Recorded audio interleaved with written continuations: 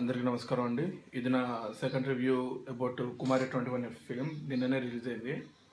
Actually Sukumar గారి పేరు కనబడితే చాలు ఆ సినిమాలో సంథింగ్ ఏదో ఒక డిఫరెంట్ ఉంటుందని అందరం ఎక్స్పెక్ట్ చేయొచ్చు. అట్లానే కుమారి 21 కూడా సుకుమార్ గారి రైటింగ్స్లో వచ్చిన సినిమాలో ఇది ఇంకో ఎపిక్ అని చెప్పుకోవచ్చండి. ఫ్రాంక్గా చెప్పాలంటే ఫస్ట్ అభినందించాల్సింది ఈ సినిమాకి రాజ్ తరుణ్ని.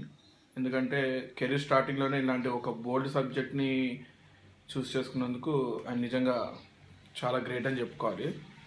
అలాగే ఇంకా ఈ సినిమా చూడాలంటే మాత్రం రెగ్యులర్ తెలుగు మాస్ సినిమాలు, కామెడీ సినిమాలు చూసే వాళ్ళకి సినిమా నచ్చచ్చు, నచ్చకపోవచ్చు. బట్ ఈ సినిమా మనకు నచ్చాలంటే కొంత మెచ్యూరిటీ ఉండాలి. సుకుమార్ గారు డీల్ చేసే విధానం, అన్ని స్టోరీలు కూడా అలానే ఉంటాయి.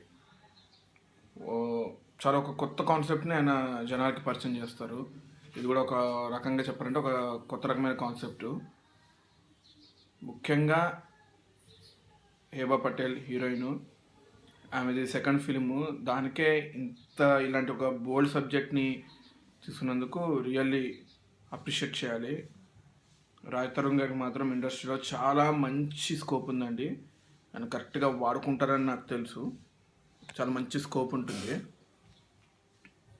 ఇంకా డిఎస్పి గారి మ్యూజిక్ కానీ, రత్నవేల్ గారి సినిమాటోగ్రఫీ గురించి కానీ మనం చెప్పాల్సిన అవసరం కూడా లేదు.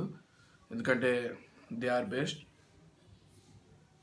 పక్కా అండి, ఒకటి మాత్రం నిజము, తెలుగులో చాలా రోజుల తర్వాత శ్రీమంతుడు, బాహుబలి తర్వాత కంటెంట్ బేస్డ్గా, క్రియేటివ్ బేస్డ్గా వచ్చిన సినిమా ఇది.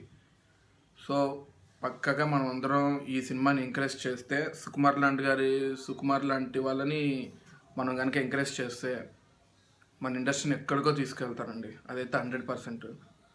అండ్ ఇంకొక విషయం ఏంటంటే, యాజ్ ఎ షార్ట్ ఫిలిం లవర్గా, ఏదో 2-3 షార్ట్ ఫిల్మ్స్ డైరెక్ట్ చేసిన డైరెక్టర్గా we should proud of Raj Tarun భయ్య. Thank you so much.